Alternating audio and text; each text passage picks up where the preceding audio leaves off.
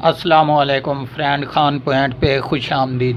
दोस्तों, आज हमारे पास एक रिसीवर है रिपेयरिंग पे GF6605।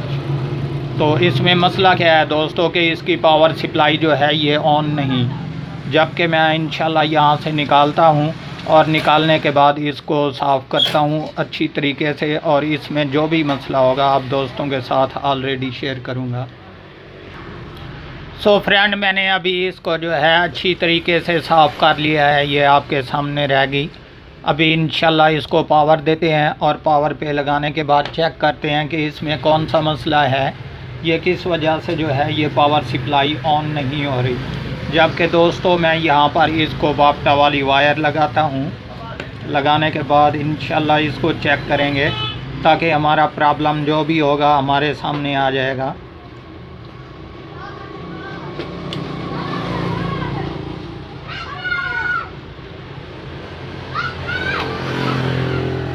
सो फ्रेंड, अभी मैंने यहाँ पे बाफ्टा वाली वायर लगा दी और इसके बाद अभी मैं इसको पावर देता हूँ।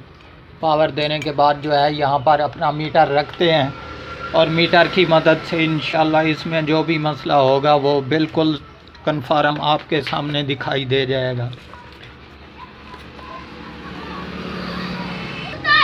सो फ्रेंड, मैंने अभी मीटर को जो है यहाँ पर बाफ्टा वाली जगह पर रख लिया है, AC साइड पर।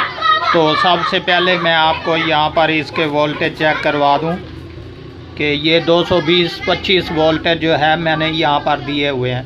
जबकि अगली साइड पे भी चेक करते हैं दोस्तों, ये हमारा फ्यूज़ बॉक्स है, यहाँ पर हम इसके वोल्टेज चेक करेंगे।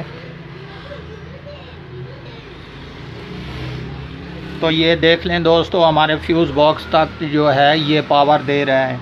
इसके अलावा ये फ्यूज़ बॉक्स के अगली साइड यहाँ पर भी जो है पावर मिल रही है। इसके बाद रहा ये बटन वाला हिस्सा, तो यहाँ पर देखते हैं ये भी पावर ऑन है। इसके बाद यहाँ पर देख लें ये बटन की दूसरी साइड पर भी पावर ऑन है, यानी कि हमारा ये वाला हिस्सा जो है ये ओके और क्लियर है।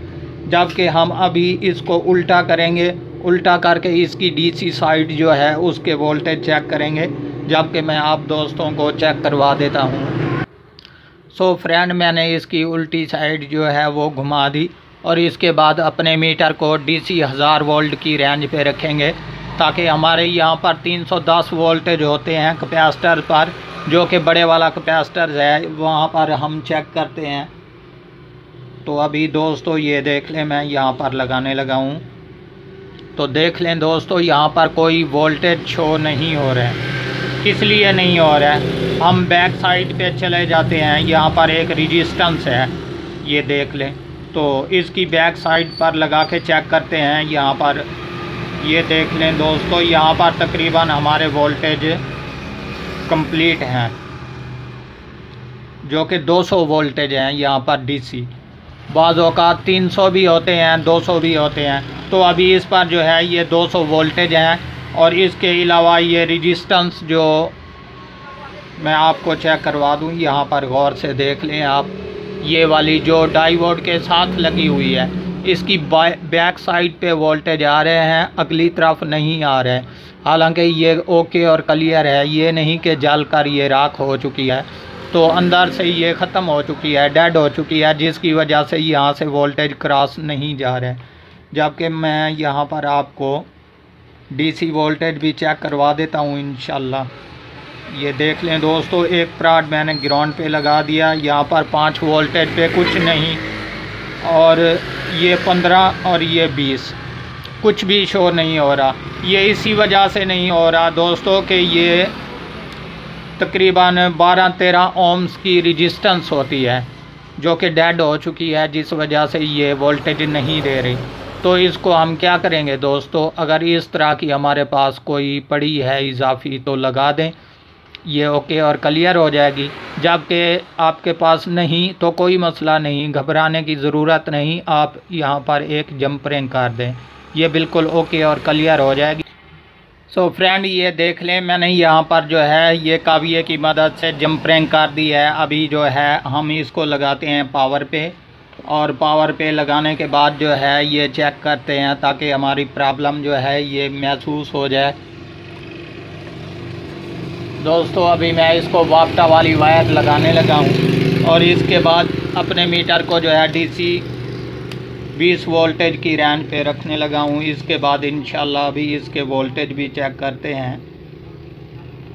तो यहाँ पर देख लें दोस्तों, हमारे ये 5 वोल्ट बिल्कुल ओके और क्लियर हो चुके हैं, जबकि यहाँ पर 15 वोल्टेज भी, जो कि मैं आपको चेक करवा देता हूँ। ये रहे इसके 15 वोल्टेज और इसके अलावा ये 20 वोल्टेज।